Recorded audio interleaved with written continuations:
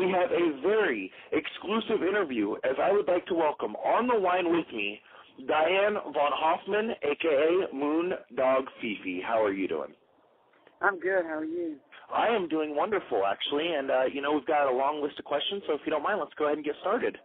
Okay, let's go. Growing up, were you a professional wrestling fan? If so, who'd you look up to? Oh, my gosh, yes. Actually, it's a kind of long history, so I'll make it brief. My brothers were high school amateur wrestlers. I had 3 bigger brothers. And I was the guinea pig. I was a cheerleader. I was a swimmer, very much the athlete, so they used me as the guinea pig. That was one. Then my dad, unfortunately, passed away when I was 10 of cancer, so we watched it from 7 to 8, and believe it or not, Jerry Jarrett, Tojo. I mean, I grew up in Louisville, Kentucky, so, we had the Memphis territory back then. So I grew up with those people. And actually, Jerry Jarrett was my hero. I don't know why, but I guess it was a blonde thing. Now, we actually just interviewed Jerry a couple days ago. Great interview. Now, I got to ask you, was wrestling your first career choice? Obviously, you said, you were obviously in sports, so was wrestling the first career choice? If not, what was? Well, it was mine. It wasn't my mother's. We hate it. She doesn't talk about it. I mean, nobody can. To this day, she does not know I'm still in business. I think she does, but she doesn't. Yeah, so it's kind of crazy. My first, actually, I was a cosmetologist. Oh, wow. Yeah, so go figure. It's an interesting. Beauty queen dropout. Definitely an interesting transition. Now, you've been in the business for 30 years. Obviously, the training was a lot rougher back in the day. Can you tell our listeners who trained you and what your training was like? Well, I started off just on weekends, as some people are just now weekend warriors. They don't know what the real living in wrestling is. I'll just leave it at that. My training, I started out with Dale Mann when I was 17, actually. I know that's underage, but I started there on the weekends. Finally, I wrote Moolah a letter, sent her a picture, told her I wanted to wrestle, Everybody wants to be a wrestler. Well, until you actually get in there, into her, I'll call it the prison, camp, okay? It's a totally different ballgame. We train 3 times a day. If you didn't get something right, you do it until you got it right. And, of course, once you got it right, it didn't hurt. Then I worked all night at a restaurant, and I was a waitress all night at a International House of Pancakes in Columbia, South Carolina. I trained with the best of the best, Leilani Codd, Joyce Grable, Judy Martin, B.J. Clark, she's rest in peace, Betty Clark. Moolah would get in there with me. I don't know why, but yeah, 100, probably 1,000 drop kicks until I got it right. So, like I said, today it's a big difference. It's a big difference than what I'm sure people go through today. And, of course, nowadays you've got promoters throwing people in the ring after 6 days of training. Exactly. And the guy just died. Come on. I mean, it's ridiculous. Yeah. Now I got to ask you, everybody gets butterflies going out to the ring. What was going through your mind when you went through the curtain for your first match? Well, I was petrified, first of all, because Moolah was my, I was her partner. So that was even worse. I'll never forget it. We wrestled with Carol Smith and Jill Fontaine. I know some people don't realize who they are, but there were, ladies that, of course, were in my group, and they were the little skinny girls. But going into the ring that day, of course, I was nervous. I actually even tripped over my cape going out. And she just looked back at me like, oh, my God, turned her head and walked on. So that tells you how my first day was. It was wonderful. Oh, that's funny. Yeah. Actually. No, it's not funny. It's not funny. No, I'm sure I'm going in Boston Gardens with 80,000 people. So, yeah, it's kind of like embarrassing / petrifying / I don't know what. Now you brought up Jerry Jarrett, and, of course, you got a run in the United States Wrestling Association. What are your memories of being in the promotion? Good and bad, or what do you want? You want just truth or what? Yeah, just give our listeners, what you felt was the good and the bad of being there. I mean, obviously there's politics in every promotion, but what did you see while you were there? Well, once again, even you know, women have had body issues their whole life, and of course, in this business, as anything else, it's all about what you look like, blah, blah, blah. You know, the skinnier girls that couldn't work got the push. They didn't understand that not all men, and this is for everybody, not all men like skinny women. All my fans like big girls with big legs, as you can see today. But anyway, I'll go back to the USWA. I first came in as Flea. There was a guy out of Texas that I did a thing with him and Jimmy Valiant, good old handsome Jimmy. After that, evidently he got into it in the back. I guess he spit in the fountain, and Lawler didn't like it, and next thing I know, don't come back, we're not going to be able to use you. So, that's that part of it. Then, Larry, excuse me, gosh. They're all thinking about me today, I guess. Larry, Spot, and Richard Lee called me, and they were doing an angle. They were the Moondogs, and they, of course, went to the litter to get a female pup. And they came up with Fifi because they thought, you know, little petite, not knowing what they were going to get. So when I hit the ring, they found out what they got. Okay. Now, I got to ask you, you know, you kind of brought up the idea of, you know, the litter and the Moondog Fifi. Were you against it or all for it from the beginning? Oh, I was all for it. I mean, it was different. They didn't have any bigger women in the sport. You know, Miss Jacqueline, I mean, she was still small, but she was cut. And then Lauren Davenport, you know, all the girls were very, very, you know, petite. And I'm not, by any stretch of imagination, petite. But it went over well. I mean, to me, you know, when Jarrett calls you at home and tells you, you know, that was the best night that they had heard, you know, they shaved my head inside of Memphis Coliseum. Oh, my God. Jerry Lawler and Jeff Jarrett tried to hold me down, but I put up a pretty good fight. They shaved my head. Yeah, it was the dog's belt and my hair versus Lawler and Jeff Jarrett. Now, what are your memories of wrestling Jacqueline for the USWA title? Jacqueline's she's a good wrestler. She just, when the crowd gets into it, she really gets into it. I mean, we had a kind of a knockdown drag out. You know, let's just put it this way: I don't like blood and bruises on me, so let's put it this way: we had our knockdown dragouts, but her and they were giving her the push, of course, because she was, you know, petite, strong, especially a black woman. You know, there weren't many around. Mm-hmm. Now, you got to wrestle in Japan. Right. Obviously, the scene is a lot different down there, and they are more about the style of wrestling than they are characters. You got any stories you can share about your time in Japan? Yeah, I've got several. Well, actually, after I went, going back to Moolah days, I was actually, when I got back from New York, supposed to catch a flight and leave. Well, no one knew. She was starving me. I mean, Carol and Jill, would tell the other guys. And actually, that's how I met Larry. Well, I knew Larry from Louisville Gardens even before I ever wrestled. And when I showed up, he was like, "What are you doing up here?" And I said, "I told you I was going to wrestle." He said, "You're the first person that ever told me they were going to do something and actually did it." Because you know how it is. Everybody says they want to do something, but to actually go through it and survive Moolah's camp was a story in itself. But going back to that, we were in Atlantic City, and, of course, she was charging me so much a mile, and I found out I ended up owing her money after all these shows. Don't ask me how, okay? I don't know how I owed her money. Her so-called boyfriend at the time, I guess, spent most of the money. We didn't have any money. I called home. I told my mom. I mean, I was, 18. I'm like, I'm up here broke, got no money, got no way.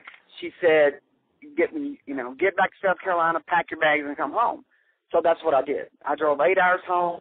My phone was, and of course there weren't cell phones back then, okay? So she's calling my mother. My mom was telling Moolah, you're not going to treat my daughter like this. you know, I got back to South Carolina. They're, you know, oh, you've lost weight. I'm like, yeah, you'd lose weight too if you were being starved. I mean, she literally would not let me eat. She wanted me to lose weight. She didn't understand that was an unhealthy way to lose weight. So finally I got on the phone with her and, you know, did Leilani do something to you? I'm like, Leilani? She didn't do anything to me. It was you. I said, I don't know how you expect me to be healthy and lose weight and you starved me to death. Oh, hon, I didn't mean it. I mean, I'm like, what do you mean you didn't mean it? You know, you did what you did. People were sneaking me in food. Larry and some Japanese guy. Gosh, I'm trying to think of I can't remember his name. He's a big star over there now. But so that's the part about going to Japan. So I finally get on the plane. You know, she begged me. I'm under contract, this, that, and the other. So I got on the plane. I called her when I got to Atlanta. She's like, only call me collect if you're in Atlanta, because, you know, she wasn't going to pay for the call. Then I got to Columbia, stayed the night there at her house, and she shot me at the airport. So I got to Japan, you know, 18 years old, had no clue. This guy picks me up, didn't speak English. I'm on the wrong side of the road. I, like, closed my eyes. I said, I'm going to die. You know, I'm just going to die. So they finally got me there. The show was like an hour away from Tokyo. And I walk in to the arena, and there's women in the ring dancing. And I'm like, am I at the right place? This is just, you know, I mean, you have to realize, if you've never been over there and never understood it or gone through the experience, it's a total different scenario over there. They do intermission with the female wrestlers actually singing and dancing. And Mimi Hagiwara and Hori Ayumi, actually ones that were in all the marbles, were, you know, very much on top there. And so that was my first match. You know, I got in, got dressed, and then, you know, got with Leilani. And, of course, Moolah had called and blamed her for everything. And when I told her I took up for her, she actually couldn't believe it. And I'm like, well, no. She said, I'll tell her, you know, the truth is the truth. And she's like, yeah, but was she mad? I'm like, I don't care if she was mad or not, you know. I said, you didn't have anything to do with it. So her whole trip over there was terrible, which, you know, I hate. And I wish I could find Leilani today, but, you know, that's one of those things I can't find her. Mm-hmm. Now, you hear a lot of horror stories about about the Japanese mob and how they go to the shows. Did you ever have any encounters with them? The Japanese, who? The Japanese mob? Oh, yeah, I had a real encounter with the Japanese mafia or mob, whatever you want to call it. We were at a show. We wrestled 58 nights all 60, so I'm not going to lie to you. I don't remember what, you know, but I had just beat Remy, Yoko Remy. She was their champion. And I came out, you know, after wrestling 30 minutes. I mean, I was tired. I was sweaty. I didn't want to, you know, you just are coming out of the ring and just, you know, focused to go back to the bus. We were all on the bus. I felt like I was in Disney World. All I know, somebody slapped me. Well, I mean, I slapped him back. It was a guy. And, you know, I walked on.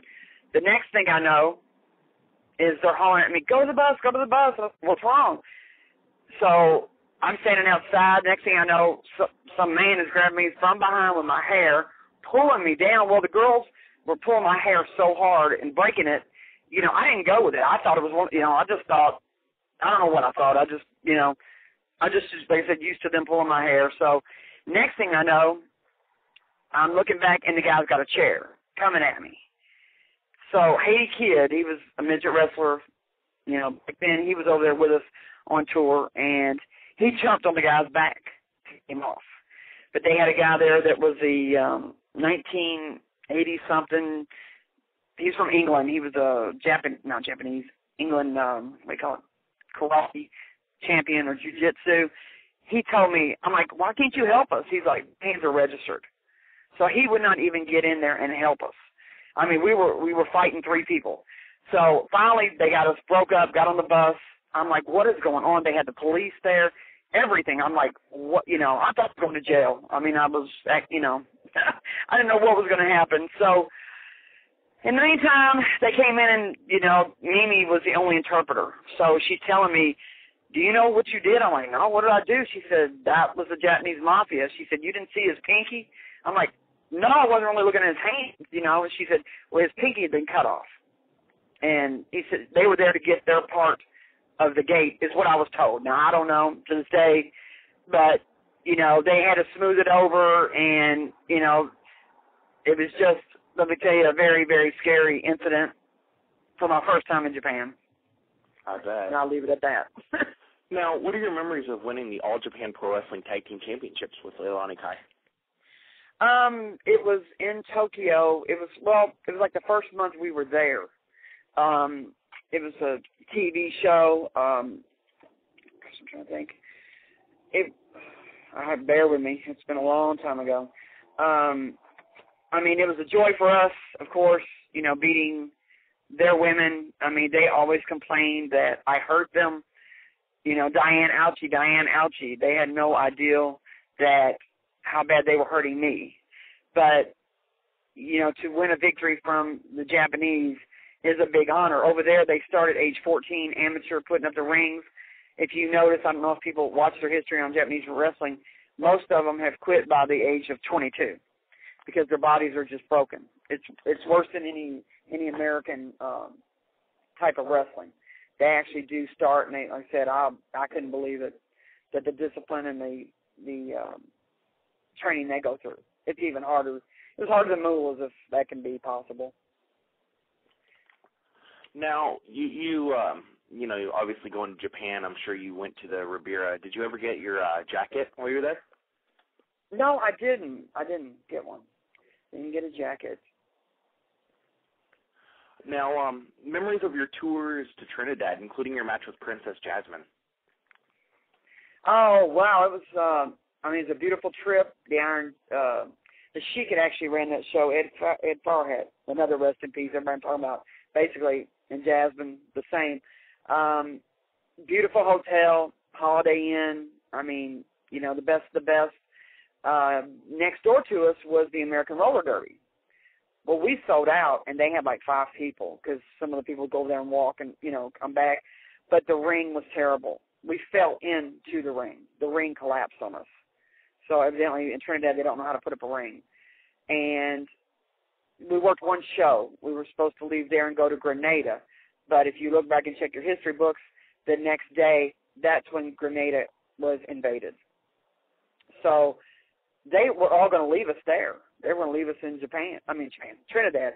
And, you know, we ran. I mean, we caught cabs, and the Sheik was already at the airport. And, I mean, we got there, and, you know, I went to Houston with, I don't even know if he's alive or not. It's another wrestler. It wasn't Bearcat Brown, but he's from the Texas area. I think they called him Sugar something Brown. I'm sorry. A lot of it, you know, I've got to remember it's been 20-something years ago. So we went through lightning and bad storms, and we finally landed, and I was just thankful to be back on American soil. I mean, Trinidad was a beautiful country as far as wrestling. I mean, we had a great crowd, made money, but the Grenada being invaded was really, really another scary. I don't know why I'm involved in all these types of scenarios, but that seems to happen to me. Now, you took some time away from wrestling. What was your reasoning? I actually got married before I went to Trinidad to another wrestler from El Salvador, and I had moved to Louisiana. I went to the Philippines. Even though he was a wrestler in his country, he was a big star. He was on top. He didn't understand when he came to the States. It's a total different ball game. He just didn't understand it, and I had 2 daughters, and that's why I was off. So, and then I went back and moved back to Nashville, and that's when I actually got associated with USWA again. Mm-hmm. Now, a lot of people say it's harder for a woman to make it in this wrestling business these days because of politics. Would you agree? Well, I could go on all day about that. Politics are politics, but they just want cookie cutters. They want Playboy, TNA. I mean, if you look, again, check out ratings, whatever, you'll see that the bigger girls, Kong, ODB from TNA, that they got better crowds, draws, everything. I mean, so, and I think that Dixie Carter, I'm ashamed to say that she's a woman because that's one reason. And this is only out hearsay. I don't know for sure, but that she got rid of the bigger girls is because, once again, they wanted to be different from the WWE, but yet they're turning, if you look, they're all cookie cutters again. And that's not what draws the crowd. I mean, Amazing Kong, ODB, men like real women. I don't know what people, there's only so much plastic in a room that you can fill up, and luckily I don't have that problem. Everything I've got on me is real, not Memorex. And it just irritates me because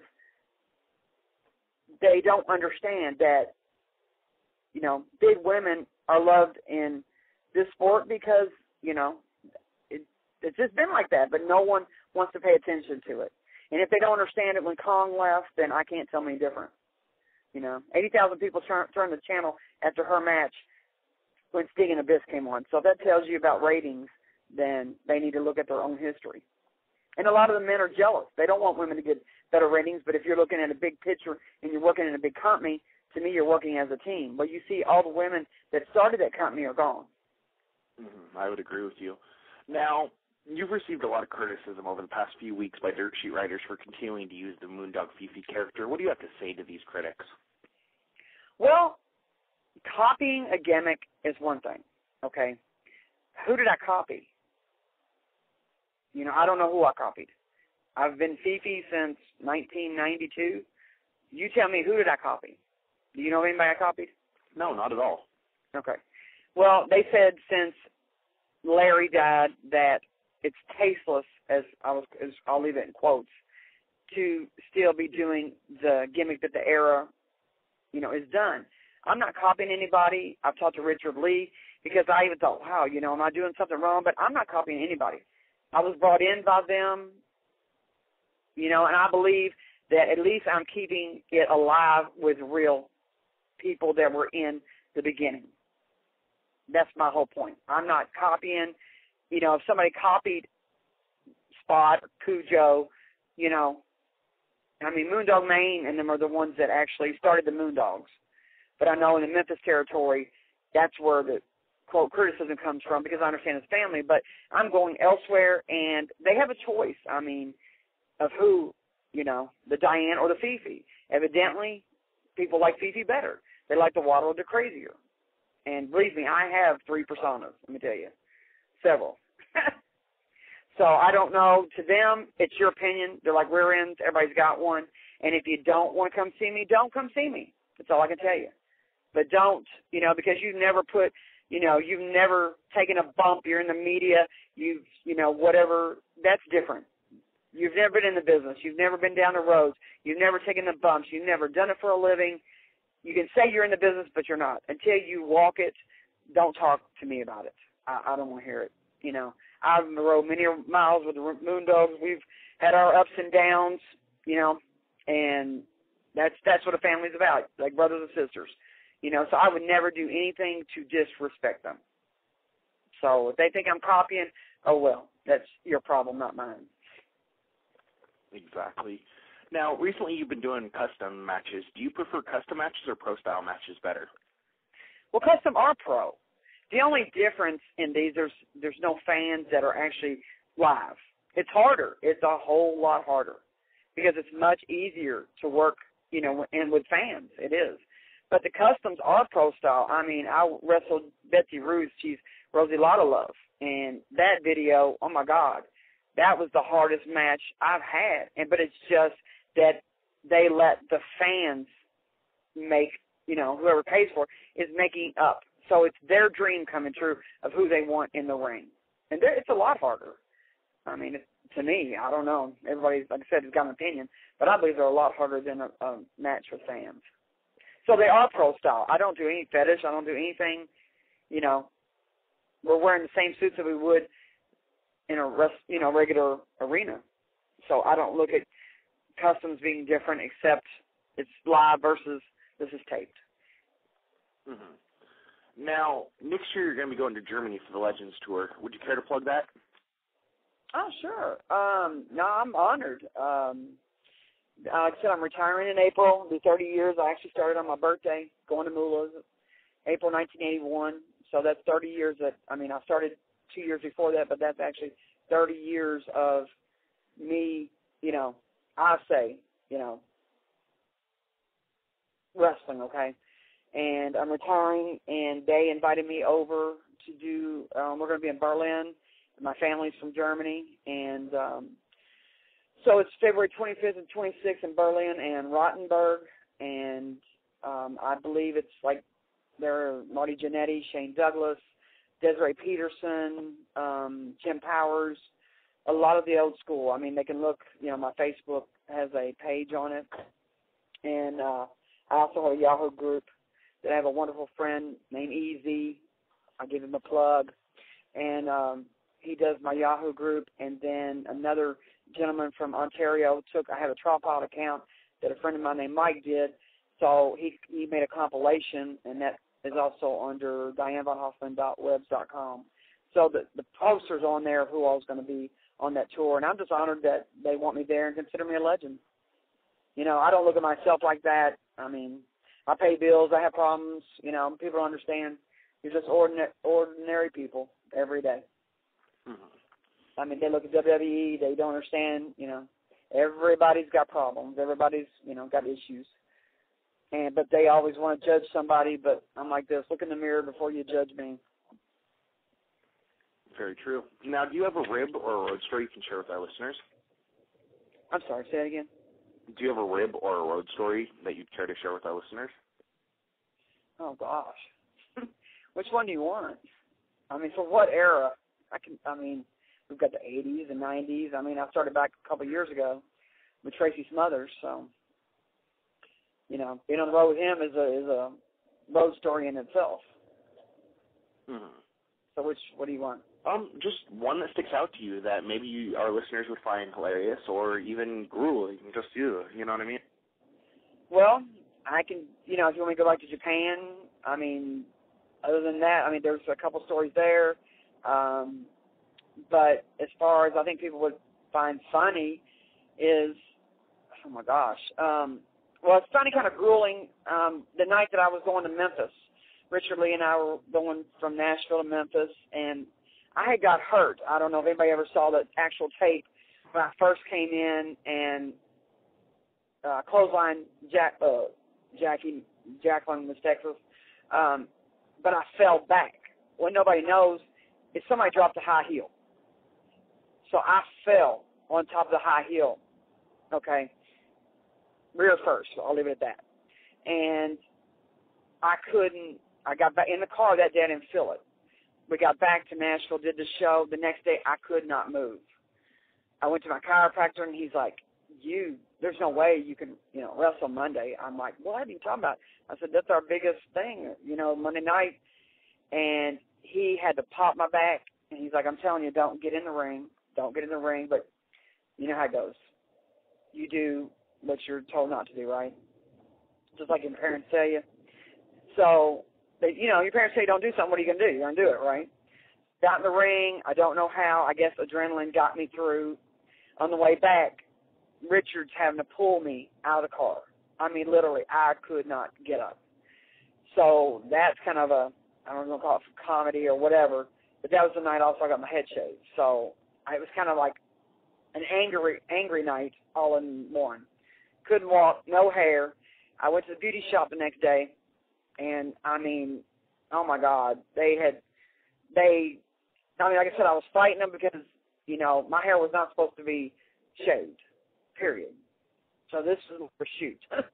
And I'm fighting them. They brought some girl in the ring. They were trying to hold me down. And I'm like, I just went after her. They held me down. I've got scars where Jeff Jarrett was holding my hand so hard that he left scars on my hand. So I was fighting them. They got most of my hair. So when I went to the beauty shop, she's like, honey, what happened to you? She said, did somebody cut your hair when you were asleep? I said, I wished they had. So basically, I had a very short Lori Morgan, if you remember the country singer. Yeah. My hair looked like hers. And my hair was past my shoulders when I went in. And then the next week, they did try it again at TV. But Lawler, he comes out with a little, how you trim your beard? Mm-hmm. And they were holding the dogs off at bay. He's trying to cut my hair with that, putting more plugs in my head. And I bit him. I bit him with everything I had. People don't know, but I gave it to him because I got all kind of hell. I think I left a mark on him. But oh well. I'm sure that's not the first mark he's had left on him by a woman. Yeah. And I'll leave that lightly. Now, what does the future hold for Diane Von Hoffman? Well, I'm hoping if LPWU is another, they're on my Facebook. It's a all-ladies group, and they have some men. They're running in Ireland. So if they're doing their first show, so if you want to support them, I think they're selling their DVDs for $10, Ireland money, but I have no idea if that's $10 American. So, but they've already sold out their venue, which I think holds 250, 300 people. So we're supposed to be going over there November or December. And then, like I said, I'm going to do that in Germany. I've got a few more live shows I'm doing in Kentucky and Illinois against Lady Vendetta in Illinois, and I believe Jessie Bell here in Kentucky, and then Germany, and then I'm doing Customs in April, and that's, they're going to do a retirement thing down there for me for SlamminLadies.com because they're the most professional, wonderful people I've ever dealt with. They really are. Real quick, go ahead and plug your website again for our listeners. Well, the one of them you have to go under Yahoo Sports .groups, and it's Diane Von Hoffman. And then the other one is I'm on Facebook under Diane Von Hoffman. And then the other one that just came up, I only have like 15 or 20 people because it's brand new, is I think it's www.dianevonhoffman.webs.com. And that's a compilation. Mula, I was inducted in '99 in Vegas for the LIWA. She was trying to actually build a home for wrestlers, for lady wrestlers that had nowhere to go once they're out of this business, because as most people know, there is no retirement plan in wrestling. And I wish somehow we could. I know they have the Wrestlers Rescue, but there needs to be some other, avenue other than that. So she was actually trying to do that, and the money that she raised. So I don't know, when she passed, I don't know what happened. But, I'd love to be affiliated with something like that because people don't understand the hits to the head, the dementia, the Alzheimer. They have no clue what wrestlers go through. I mean, it's not like football, or softball, whatever. You get out there and play a game a week. When you wrestle, you're in there every day, putting your whole body at risk, and you see what toll it's taken on people. As you can see, I don't remember a whole lot, sorry. No problem. I don't know if that's good or bad. Some things I think are better left forgotten. Well, real quick before we go ahead and wrap this up, Evil Zebra and Siren both say hello in the chat room. Hey, what's up, folks? So, but yeah, I want to thank you for coming on. It's been a pleasure having you on. Thank you so much. All right, thank you very much. And everybody, go to the website, follow Easy. He's got a heck of a website, and Amanda is Siren, Malaya. They're all wonderful people. And shout out to Lexi and Slammin' Ladies. See you in April. All right, thank you very much. All right. All right, bye.